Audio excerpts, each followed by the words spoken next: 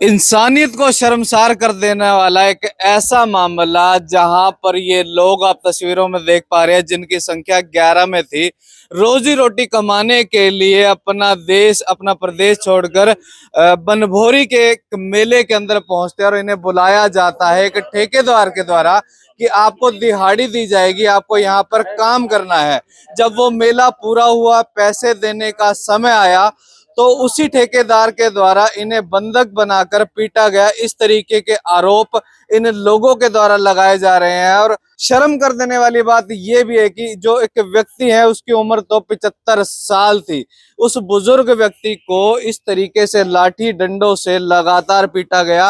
रात के 2:30 बजे से लेकर लगातार अगले दिन शाम को 5 बजे तक बड़ी मुश्किल से ये लोग अपनी जान बचाकर पहुंचे। क्या है कुछ पूरा मामला, प्रदीप जी से जानते हैं। प्रदीप जी, क्या कुछ पूरा मामला है? मैं धन्यवाद करूंगा कि आप हमेशा से शोषित पीड़ित वंचितों की आवाज को बुलंद करने का काम करते हैं। आपके चैनल का शुक्रिया करता हूं। ये लोग उत्तराखंड के कपड़े बनो, ये उत्तराखंड से हैं और कुछ यूपी से हैं। ये लोग बनभोरी गांव के अंदर वहां पे एक सुमित सतीश जांगड़ा और एक राजवीर जिसका नाम है, जो फौज में था और अभी वो पुलिस में काम कर रहा है। उन दोनों ने जब इन्होंने अपना पैसा मांगना शुरू किया, 10 दिन इन्होंने काम किया पर देखिए इनकी 1000 रुपए की इनकी दिहाड़ी हुआ करती थी। 10,000 रुपए तो इनके 1,11,000 रुपए इनके हो गए। 11 लोग थे काम करने। जब इन्होंने लास्ट में अपना पैसा मांगना शुरू किया तो उन्होंने मना कर दिया कि हम पैसा नहीं देंगे। और ये बेचारे बोले कि बाबूजी हमने आपके यहाँ पे काम किया है तो हमें पैसा तो चाहिए। लेकिन उन्होंने बर्बरता दिखाते हुए रात को 2 बजे इनको बुला उनके पास जाके, उनकी टेंट की दुकान है वहां पे बुला, ये सोए हुए थे, उनके पास जाके इनके जेब में 1000 फिल्मी स्टाइल से डाल के, 1000 जो फिल्म में नहीं होता कि पहले पैसे डाल दिए और फिर कहा कि चोर हो गए, अब तुम चोर हो गए, चोर बना के इनके हाथ बांध के, पाँव बांध के, इनको लटका के, मुंह में इनके कपड़ा फंसा के इनको दिन मतलब इतना पीटा है। एक तो उसकी गैस की पाइप से और एक फट्टे से। आप इनके शरीर तो आपने देख ही लिए होंगे। और लगातार पीटते रहे, गुहार लगाते रहे कि हमें छोड़ दो, हमें छोड़ दो, हमें छोड़ दो, लेकिन नहीं छोड़ा। वहां का जो एसएचओ बैठा हुआ है उसने क्या किया, उसने मैसेज मिला सुबह 9 बजे 10 बजे और वो पहुंचता वहां पे 5 बजे, जब तक शाम के 5 बजे, जब तक तो उत्तराखंड से लोग आके उस लोकेशन में पहुंच चुके थे, उसके बाद वहां पे पहुंचता है। लेकिन डीएसपी गौरव शर्मा को मैंने रात को फोन किया, एसपी साहब को मैंने फोन किया, तो एसपी साहब के लीडर से मेरी बात हुई। मैंने कहा कि जी ये बहुत घिनौनी हरकत की है, इतनी निंदनीय घटना जिसकी कोई हद नहीं। और दूसरी बात, एक जो पुलिस वाला अधिकारी है उसने फोन किया, उसकी रिकॉर्डिंग मेरे पास, उसने क्या कहा कि 5 लाख रुपए भेज दो, 5 लाख रुपए आएंगे तो मैं कोई कार्रवाई करूंगा, नहीं तो नहीं करूंगा। 5 लाख रुपए उसको मिले नहीं, इसलिए फिर इनको दोबारा पिटा। 50,000 तो जा चुकी थी उनके पास में पैसे। 1 मिनट, 50,000 तो जा चुके उन लोगों के पास में। लेकिन सर इनको लगातार वो पीटने का काम किया लगातार। आप इनकी आंखों पे चोट देखो, एक 75 साल के हमारे बुजुर्ग को मरने पीटने का काम किया। अब बात ये है, हमने यहाँ पे एडमिट करा दिया। इसकी कड़ी में एक चीज ऐड और करूंगा, ना तो मुकदमा दर्ज किया, ना SC/ST लगी। दूसरा, यहाँ का बरवाड़ा प्रशासन हमें सिर्फ और सिर्फ आश्वासन दे रहा है कि मैं कार्रवाई कर रहे हैं। वो कार्रवाई अभी तक नहीं हुई। यहाँ पे एडमिट कराए, इनके गरीब इंसानों को देखते हुए क्या हुआ कि वहां पे छुट्टी दे दी, जबकि इनको फ्रैक्चर है।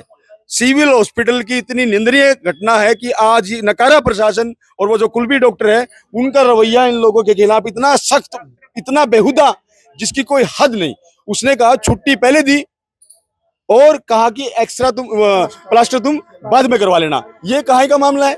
ये क्या ये सीएमओ सो रहा है क्या? यहाँ पे क्या यहाँ शिक्षा मंत्री सो रहे हैं? सरकार इनकी बढ़ते ही इन्होंने उत्पाद मचाना दोबारा से शुरू कर दिया। सिविल हॉस्पिटल के हालात तो हमने 2 दिन पहले भी देखे थे। करीब 25 मिनट तक एक मरीज जमीन के ऊपर लेटा रहा, उसके स्ट्रेचर नहीं थी और जो मेडिकल स्टाफ था उसके ऊपर से गुजरता रहा, लेकिन किसी ने उसे देखने की जहमत नहीं उठाई। देखिए, मैं ये जो सिविल का है ना, प्रशासन जो माहौल बहुत खराब है, बहुत ज्यादा खराब है।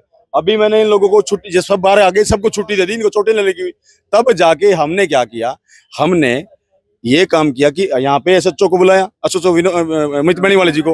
अमित बैनीवाला जी, एक मिनट आइए। मैं धन्यवाद करूंगा मेरे भाई का, अमित बैनीवाला जी का, कि जिन्होंने आके मध्यस्थता करके इन सारे दोबारा इन्होंने एडमिट कराया। इन्होंने मध्यस्थता करी, बड़े अच्छे ढंग से बातचीत करके उन्होंने उनको एडमिट कराने का काम किया। आप इनसे बात करिए। अमित जी, इस पूरे मामले को आप किस तरीके से देखते हैं? इस पूरे मामले में जहां तक जो इंसिडेंट हुआ है वो बरवाड़ा थाने के क्षेत्र के अधीन है, उनकी जुरिडिक्शन है, तो उस मामले में मैं कमेंट नहीं कर सकता। वहां की जो थाना अधिकारी हैं वह ज़्यादा बेहतर आपको अवगत करा सकते हैं।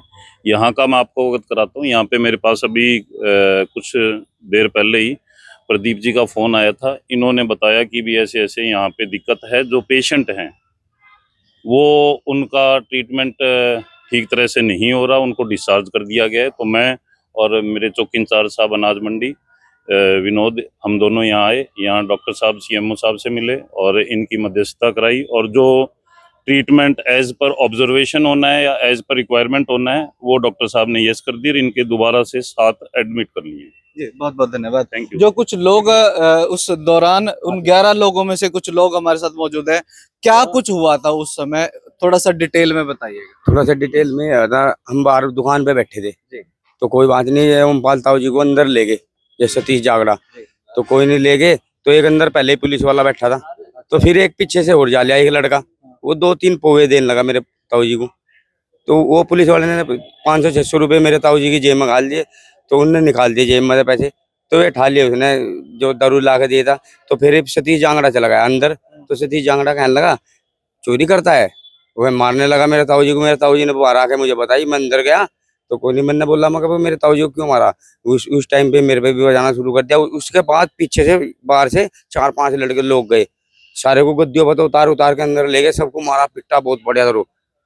पहले दिन से लेके आखिरी दिन तक उनका जो व्यवहार था, आपने पैसा मांगा मेला खत्म होने के बाद या आखिरी दिन, इस दौरान आप वहां पर रहे भी, आपने रोटी पानी भी खाई होगी, सब कुछ था, तो उस दौरान आपको जरा सा भी अंदेशा था कि आखिरी दिन आपके साथ ऐसा कुछ हो सकता है? नहीं, एक दिन पहले आया था, मुझे थोड़ा सा अंदाजा, मगर यार इनकी कोई प्लानिंग चल रही, हम कोई दिक्कत नहीं कर रहे हैं, हम मेहनत से काम कर रहे, और मैं समझ रहा था तो कोई बात नहीं, मैं समझ वही टाइम आएगा, अगला दिन होगा, अगले दिन का मेला था। हम दुकानदार जो है ना, दुकानदारी करने के लिए हम 2 रुपए उसे कमा के देंगे तो ये भी तो देगा वो हमें पैसे, गलत कह रहा जी। तो कोई बात नहीं, उन्होंने तो मेरे ताऊ जी को बजाना शुरू कर दिया।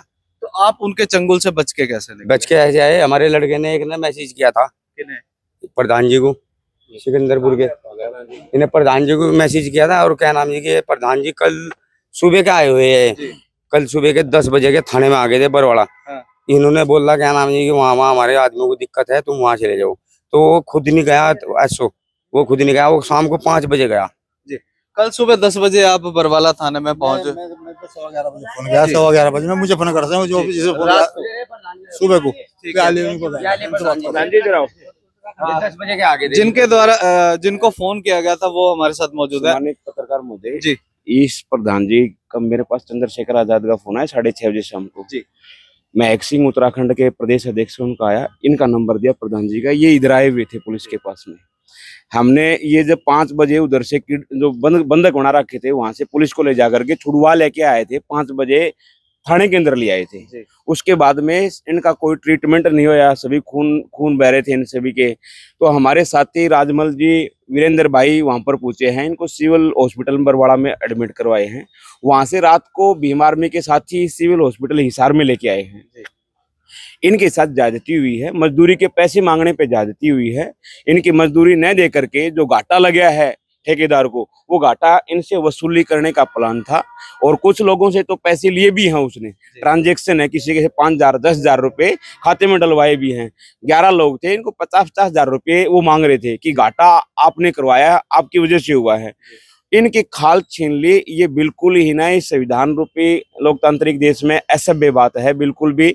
ये भीम आर्मी के तमाम बच्चा इसको बर्दाश्त नहीं करेगा। चंद्रशेखर आजाद का मैसेज है कि यहाँ का शासन प्रशासन अगर डुलमुल रवैया अपनाता है तो वो खुद आने को मजबूर होंगे और यहाँ पर आंदोलन करने को मजबूर होंगे। उसका जिम्मेवार हिसार की पुलिस होगी, डीएसपी गौरव शर्मा बरवाड़ा होंगे। आपके पास जब फोन आया था तो किस तरीके की आपको सूचना मिली, आगे की कार्रवाई किस तरीके से आपने अमल में लाई? हमारे पास फोन आया सुबह 6 बजे। ठीक है। इन्होंने बोला कि आपका बंदा है यहाँ पर है, और इन्होंने 50,000 रुपए की डिमांड की हमसे। 50,000। फोन करने वाला कौन था आपको? वो फोन करने वाला था राजवीर चहार, और एक था गुड्डू नवाल करके, उसकी जो आईडी पे आ रहा था, वो नाम तो मुझे नहीं पता। मैंने जो उसको 5,000 रुपए ट्रांजेक्शन भी किए खुद मैंने। मैं सरपंच हूँ अपने गाँव सिकंदरपुर से, उत्तराखंड। तो फिर आप हिसार पहुंचे? जी हाँ, हम हिसार वहां से पहुंचे। इनको हमने पैसे रास्ते में ट्रांजेक्शन किए, तो हमने यहाँ के एसएचओ साहब से, जो हमने नेट पे से उठाया, बरवाला थाना पड़ता है, तो हमने यहाँ पे एसएचओ साहब को सूचना दी कि हमारे आदमी ऐसे ऐसे है, ये वहां पर है। 10 साढ़े 10 बजे करीब हमने इनको सूचना दी। फिर हम यहाँ पर पहुंचे लगभग 4, साढ़े 4, 5 बजे के समथिंग हम यहाँ पर पहुंचे। हमारे आने के बाद में वहाँ पर एसओ साहब गए। तो ये पूरा मामला है Actually बरवाला के। पत्रकार महोदय, जी। इसमें क्या है कि जो पीड़ित थे, जिनको चोटें मार रखी थी, उनको तो उठा ले आए। जो दोषी व्यक्ति उस वक्त वहीं पर थे, पुलिस ने उनको नहीं लेके आए, वो अब भी ना फ्री छोड़ रखे हैं। वो अपने सारे सबूत भी मिटा रहे हैं और भागने में भी कामयाब रहेंगे। क्या पुलिस केस दर्ज हो चुका है? पुलिस केस दर्ज हो चुका है, नॉर्मल धाराओं में दर्ज हुआ है। शेड्यूल कास्ट के भी लोग हैं, मुस्लिम समुदाय के भी लोग हैं पिटने वाले, न तो SC ST का मामला दर्ज हुआ है उसके अंदर, न अभी दोषी व्यक्ति गिरफ्तार हुए हैं। हमारी आपके चैनल के माध्यम से प्रार्थना है हिसार के SP से कि उन दरिंदों को तुरंत प्रभाव से गिरफ्तार करे, वरना हम लोग एक जन आंदोलन करेंगे हिसार की सड़कों पे। उसका जिम्मेवार हिसार की पुलिस होगी, DSP गौरव शर्मा होगा, SHO साहब होगा। ये पूरा मामला है बरवाला के बनभोरी मेले का, जहां पर कुछ लोग आते हैं अपने दिहाड़ी करने के लिए। किसी ठेकेदार के द्वारा उन्हें बुलाया जाता है, जब वो 8 से 9 दिन वहां पर मेले के अंदर अपने दिहाड़ी करते हैं।